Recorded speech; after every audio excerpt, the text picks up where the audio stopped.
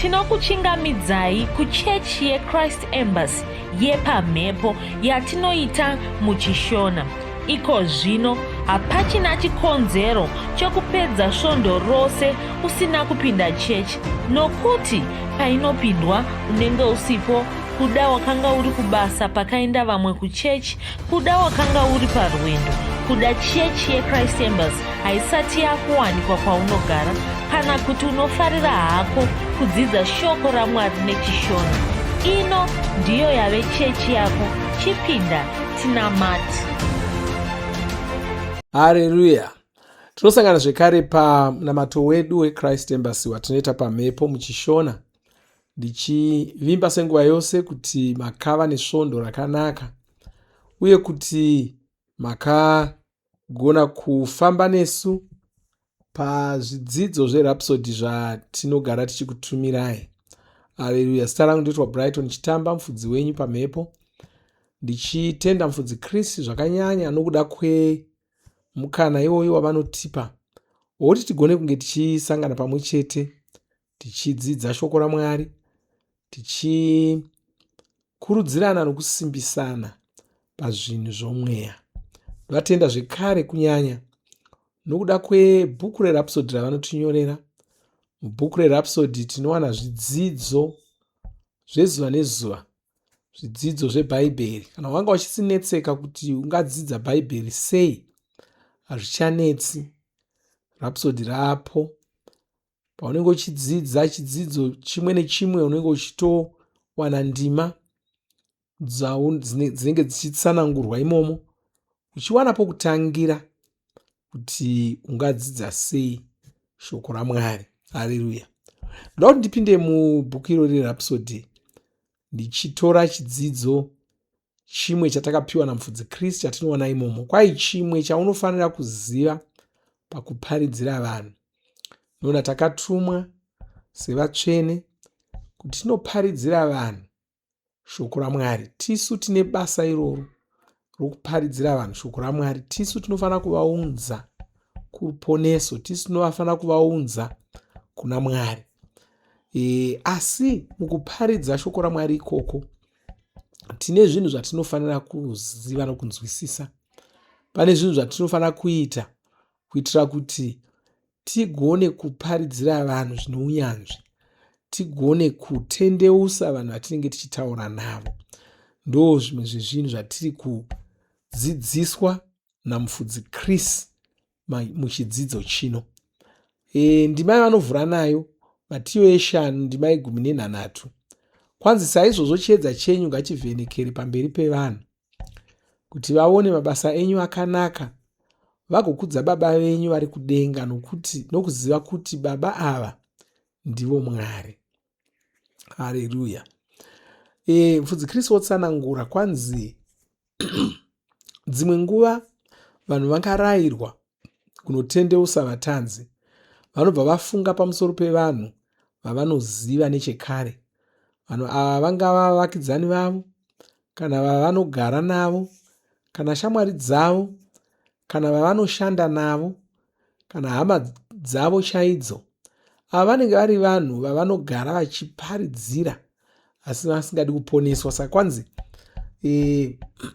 kazhinji patinoti handei tinoparidzira vanhu, tindose vanhu, vakawanda vanoda kumhanyira kuenda kune vaya vanhu vavanoziva nechekare, vavagara vachingoparidzira. Ndokwanoda kuenda ikoko kunodzokororazve kuidza kuvaparidzira, kunyange zvavo vanhu ivavo vari kutozikanwa kunzi havasati vakuzvida zvokuti vaponeswe. Kwai kuparidzira vanhu ava kwakanaka hako, asi haisi iyo nzira yakanaka yekutsvaka kuvatendeusa. Vanhu ava vanogara vachikuona, haufaniri kuramba uchingovaparidzira. Vari kutoona upenyu hwako. Upenyu hwako uhwu ndihwo huchavatendeusa.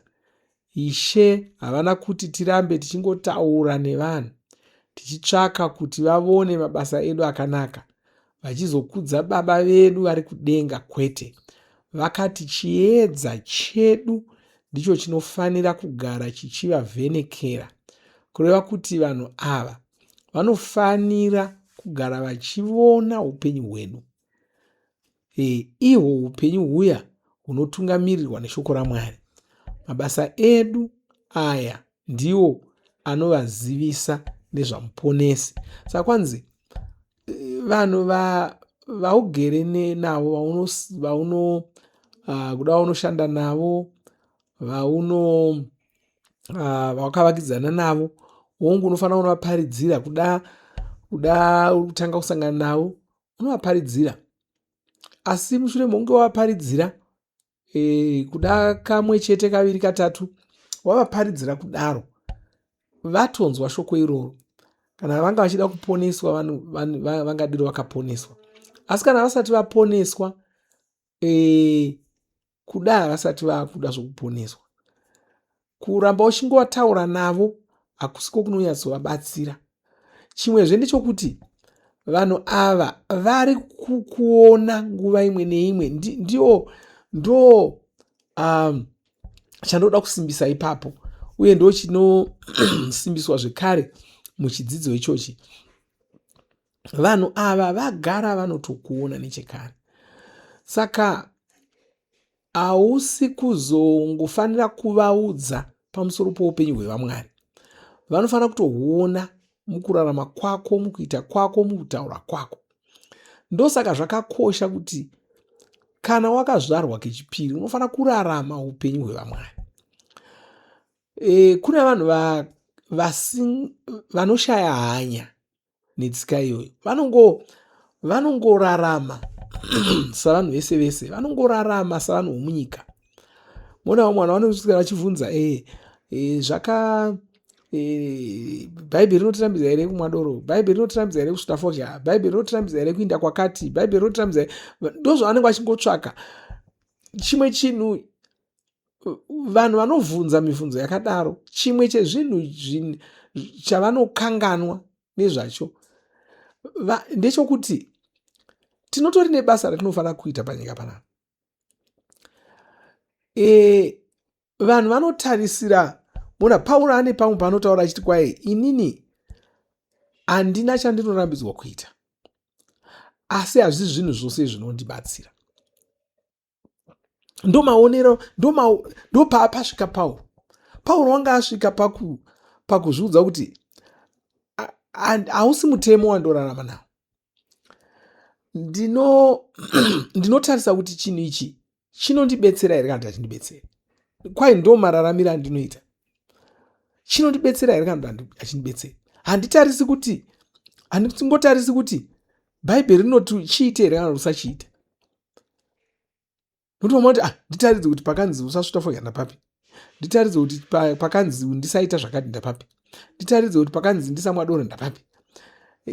Ingawani ndozvezvitaura vamwe, ingawani Jesu vakashandura mvura ikaita doro. Haleluya. Bhaibheri harina kutombodaro. Chinonetsa ndechekuti vanhu vachiverenga mubhaibheri vanowana shoko rokuti waini, asi shoko rakanyatsoshandiswa chipo chairo ndero muto wamazambiringa. Ndo rakanyanya kushandiswa chairo, muto wamazambiringa waimwiwa. Harina kumbotaura kuti ranga riri kudhaka kana ranga rakaita sei. Waiva muto wamazambiringa, ndo waimwiwa. Haleluya.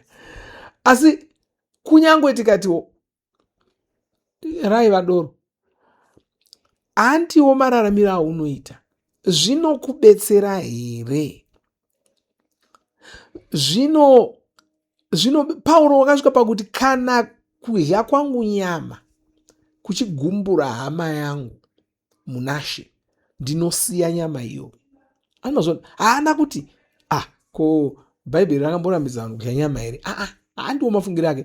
Kwanzi kana ndikaona sokuti nyama yandiri kudya iyi ndaakutogumbura dzimwe hama, ndinosiyana nenyama iyoyo. Handizvibvunzi kuti Bhaibheri rakati chii pamusoro payo. Ndine chinangwa, ndinoda kuvaka vanhu, ndinoda kuvaka mweya yevanhu, ndinoda kukurudzira hama dzangu munashe. Ndo zvandinoda kuita, ndo upenyu hwandoda kurarama. Saka ndinoita zvinhu zvinoita kuti vatsvene vakurudzirwe, vasimbiswe. Saka iwewe upenyu hwako ngahuve upenyu hunoita kuti vanhu vaone Mwari pauri. Vanhu ngavaone Mwari pauri. Ukange uri kuraradza navo uchidhakwa navo, handisi kuti ndo chitadzo chega chiri panyika panapa. Ndange uchibata ichocho nokuti ndo chiri pedo. Ukange uri kuraradza navo muchishaya zano, vachaona Mwari pakudii? Munoswera mose muchimwa, munoswera mose muchiita zvoupombwe, munoswera mose uri small house yavamwe baba. Vanokuziva vanotendeuswa nemabasa akose, nokuti vanokuziva havachatendeuswi nemashoko aunotaura, vakutendeuswa namabasa ako. Vakutendeswa namabasa ako. Vanotendeuka sei vachiziva kuti iwewe uri kuita mapoto nomumwe, uri mukadzi wapadi. Vachiziva kuti iwe wakatora murume umwe, uri small house. Vanotendeuka sei vachikuziva ndo zvauri? Nokuti vanokuziva vanoziva ndo zvauri. Hama dzako dzinoziva ndo zvauri. Hama dzako dzinoziva ndo zvauri. Upenyu hwako, haleluya, upenyu hwako. Ndine imwe nyaya yandakambonzwa yemumwe muparidzi. Kwanzi vanhu vakanga vachiparidza, vanhu vachimuteerera, vachiinda kwaari, vachiinda kusangano kwake, vachidii zvese izvozvo.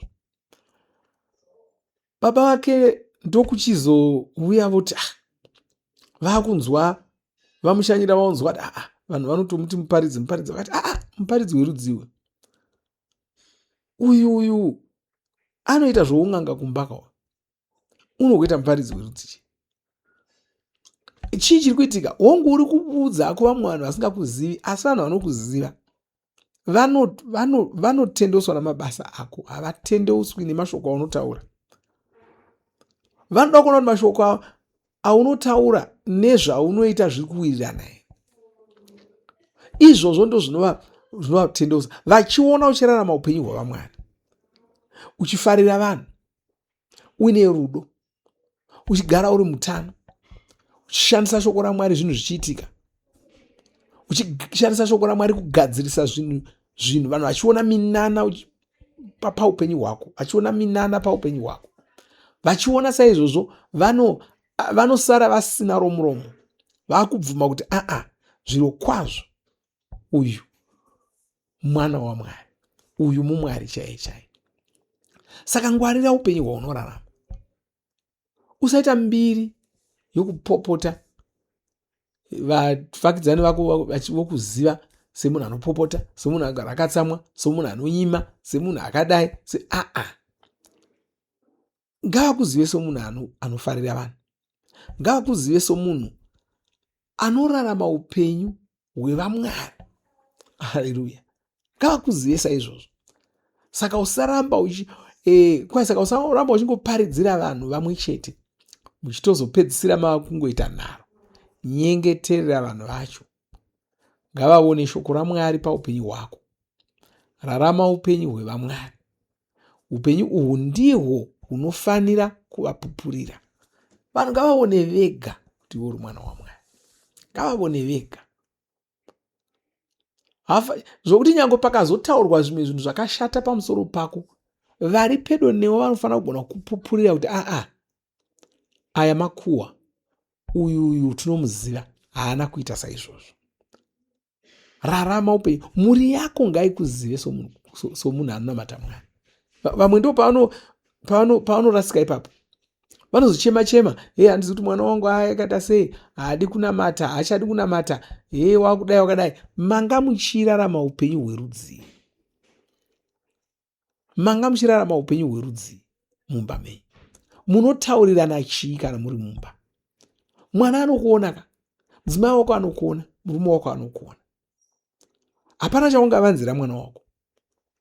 Kana uri baba kana mai vasinganakirwi nokuenda kuchechi, mwana anotozviziva, nokuti anenge achikuona musi wega wega waunonzi tiri kuenda kumunamato. Vanenge vachikuona uchitanga nokukakatika, uchitanga kuchema-chema, uchitanga kutaura vanhu vomuchechi vatungamiriri ava havazivi zvavanoita, vanongodana minamato pese pese, vakazodai vakadai, urungotaura vana vari kunzwa.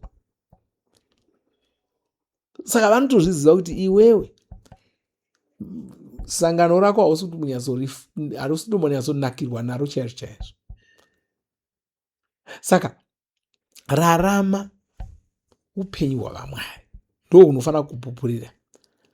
Kwai vanhu ava ivo vanenge vari kuona upenyu hwakohwo vachifunga nezvavo, vanozoziva kwekuenda kana vava kuda kubatsirwa. Apa vanenge vasisanetsi kuparidzira, vanozokasira kugamuchira ruponeso. Asi ivo vangava vachiri kukukakavadza, vachiramba kugamuchira mashoko ako, tsvaka vamwe vekuparidzira pakadai. Saka kwanzi ukaona vanhu vakutaura navanhu havachadi kugamuchira zvaunotaura, havasiwo vega, tsvaka vamwe vokuparidzira. Usarega vanhu vachitora mashoko ako seasina basa. Saka vaya vanofunga kuti mashoko ako haana basa, siya vakadaro. Imbosiya ungogumira mukuvanamatira, uchivanyengeterera, oenda kuna vamwe vakatomirira. Kwai usarega mashoko aunotaura achitorwa sekuti haana basa.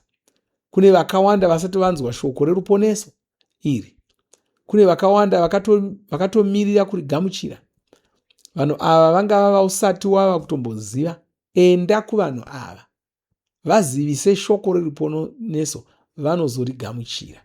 Saka varipo vakawanda, uchingosvika kwaari uchitaura naye hatombokudaviri kuti saka tonamata kakuti uzvarwe pasva, hongu motonamata, saka uya kakumunamato mangwana, hongu otouya. Variko vanhu vakaita saizvozvo. Auya kudaro otanga kutodzidza shoko raMwari, wotoona atomira, yatova nhengo yesangano yakakwana. Kwai saka siya vasingadi kugamuchira ruponeso vaya. Vanhu ava vanotogona kunge vari kushandiswa naSatani, achiita kuti upedze nguva uchingotaura navo, uchishaya nguva yekuenda kune vanenge vari kuda kuponeswa. Saka iwe usapedzerwa nguva yako nenzira yakadai. Shandisa mazano aMwari. Shungu dzako ngadzive dzekutsvaka kusvitsa ruponeso kuvanhu vakawanda. Saka vari pauri ngavaone upenyu hwako, Mweya Mutsvene achikutungamirira kune vari kure. Haleluya. Saka kwanzi vari pauri ngavaone upenyu hwako. Mukatarira, vanimotarira tichiona yangu Ishe Jesu. Hatina patinonyanya kuvanzwa vakagarana namai vavo vachivaparidzira. Havana hatina patondombovanzwa vachinyanya kusimbirira kuparidzira kana vanun'una vavo. Hatisi kuti haufaniri kuvaparidzira, unofanira kuvaparidzira. Asi kana wavaparidzira, wavaudza, zvimwe zvese chisiya, Mwari vapedzise. Kana vakagamuchira, haleluya. Vakasagamuchira, chirega vachisara vachingoona upenyu hwako hwakarongeka, upenyu hwako hwevamwari. Ndo zvaunofanira kuchingosiya kuti zvichiitika izvozvo. Kana upenyu hwako hwakanaka, vanotozozviona chete, vachizotoredzera upenyu hwohwo, vachizorangarira kuti takamboudzwa zvakati. Nyangwe vakazonzi vasara pakubvutwa kwavatsvene, pachabvutwa vatsvene vachasara vorangarira kuti ndozviya zvaitaurwa naningi izvi, ndozviya zvaitaurwa nomukoma wedu, ndozviya zvaitaurwa nomunun'una wedu, nehazvanzi yedu, namai vedu, nababa vedu, nasekuru vedu, nomuzukuru wedu, nomukwasha wedu, nomuroora wedu, ndozviya zvaaitaura izvi. Vanogona kusara vakachizogamuchira ruponeso, vakachizoziva kurarama upenyu hwevamwari. Haleluya. Da kuti upupure mashoko aya mashure mangu. Iti ini ndinotungamirirwa nemazano aMwari. Saka ndinotendeusira vanhu kuna Mwari. Chiedza changu chinovhenekera vanhu vari pandiri. Vanhu ava vanoona upenyu hwangu hwevamwari, vachibva vakudza Mwari. Shoko raMwari rinoonekwa paupenyu hwangu. Simba raMwari rinoonekwa paupenyu hwangu. Kururama kwaMwari kunoonekwa paupenyu hwangu.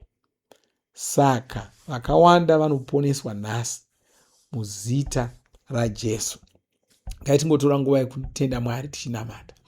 O malizoti baria liba grond alistraka brojida makosa lebro sadimoshi gratia malepro saligonda la progadija malikronda listraka brogaria la sento mashilia baragwanda gasia di la pricard mejonta broda. Baba, ndinokutendai ndokurumbidzai. Ndoda kutendai ndoda kweshoko renyu rinotidzidzisa, rinovhura meso edu richitibetsera pakurarama. Ndopambiri nekudzo kwamuri, ndoparumbidzo kwamuri. Ndokutendai, ndonyengeterera muno muwandanamata naye. Chinamata kuti muvabatsire vagone kurarama upenyu hwevaMwari. Chiedza shoko renyu ngachionekwe pavari. Imi munofanira kuonekwa pavari. Vanhu vanofanira kukudza zita renyu nokuda kwezvavanoona paupenyu hwevose vandiri kunamata navo pano. Ndonyengeterera muno mumwe asinganzwi zvakanaka. Ndinomira saJesu iko zvino ndichirayira zvirwere zvose kuti zvibve mumuviri make. Nhuta ndinokurayira kuti ubude mumwana uyu. Ndinokurayira kuti ibva mugumbo rake, ibva musana wake, ibva munzeve dzake. Ndinokurayira kuti ubve, ibva mumeso ake. Ndinodzinga nhuta iyoyo. Ndichirayira, chimira saJesu ndichirayira kuti uporeswe. Chibvuma kuti waporeswa, nokuti waporeswa. Haleluya. Haleluya. Zvakanaka, Mwari vakuropafadzei. Hatisati tapedza, ndoda kuti timbowana nguva yekurumbidza Mwari, tichimbira Mwari.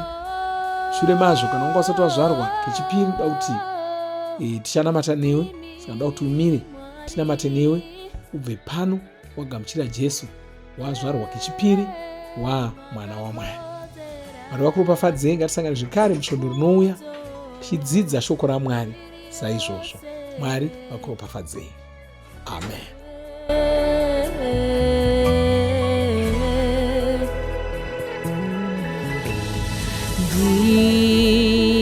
Ndimi Mwari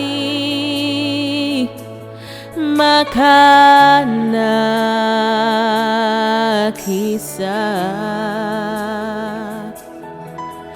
mune masimba ose sarugare Ishe wa zose munoyera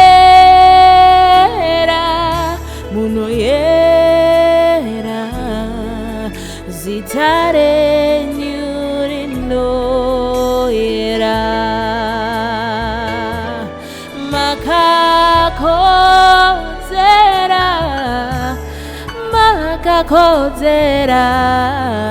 zita renyu rakakodzera.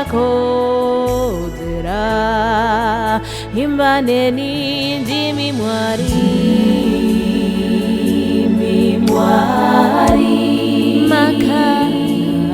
makanakisa mune masimba ose sarugare Ishe wa zose ndimi Mwari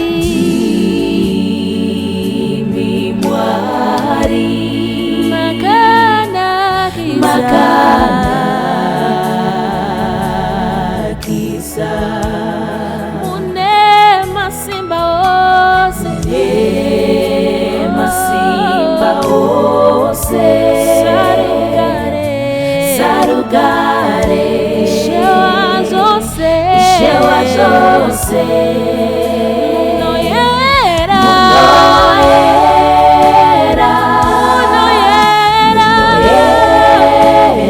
zita renyu rinoyera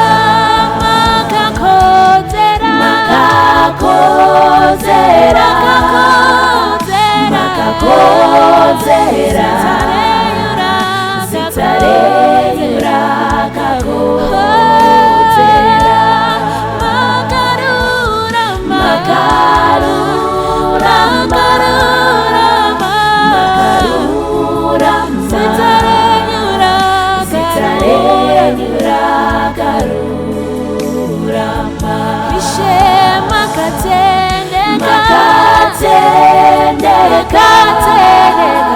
makatendeka, zita renyu rakatendeka. Oh, hallelujah.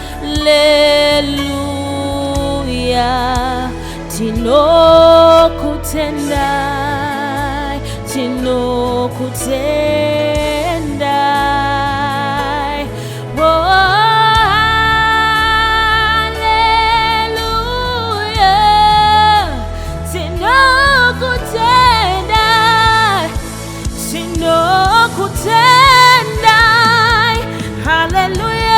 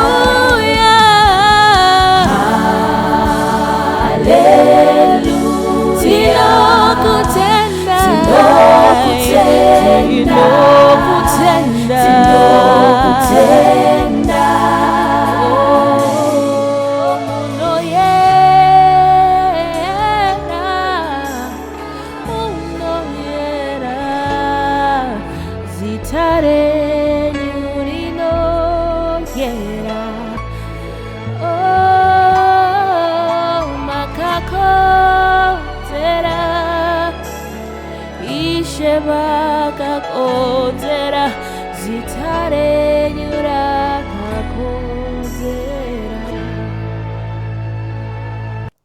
Tinovimba makomborerwa nemunamato wesvondo rino. Kana manga musati mazvarwa patsva, namatai mumashure mangu, muchidudza, muchirevesa.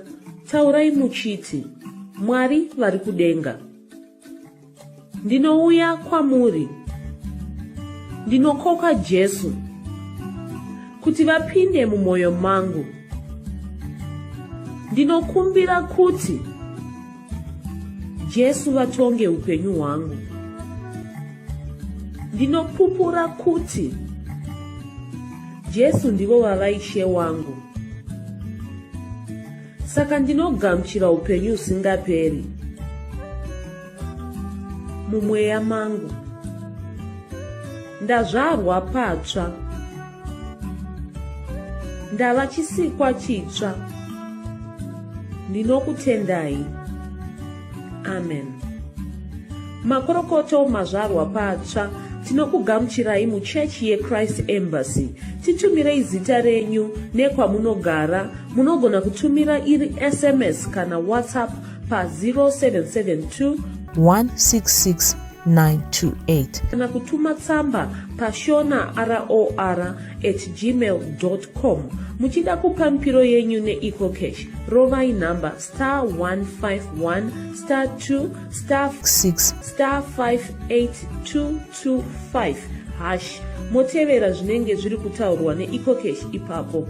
Kana muine nhare dzemazuva ano, munogona kushandisa KingsPay kupa mpiro yenyu. Shandisai kodhi inoti TNIOG nemavara makuru. Tinoda kukuzivisai zvinotevera. Tinokurudzira kuti musadarikwe nezvidzidzo zveRhapsody. Zvidzidzei kuti shoko riwande mamuri, mugone kumirisana nezvinhu zvinonetsa muupenyu. Munamato uno munoubata pa WhatsApp, pa radio, pa YouTube panoti Shona Online Church. Tinokumbira mutizivise kana muri kutibata pane imwe yenzvimbo idzi. Kana pari pa internet, munogona kunyoresa muchitipa zita renyu. Kana pari pa WhatsApp, tinyorerei tigopota tichikutumirai zvimwe zvidzidzo, kana kutitumira SMS pa 0772 166 928. Ivai nesvondo rakanaka.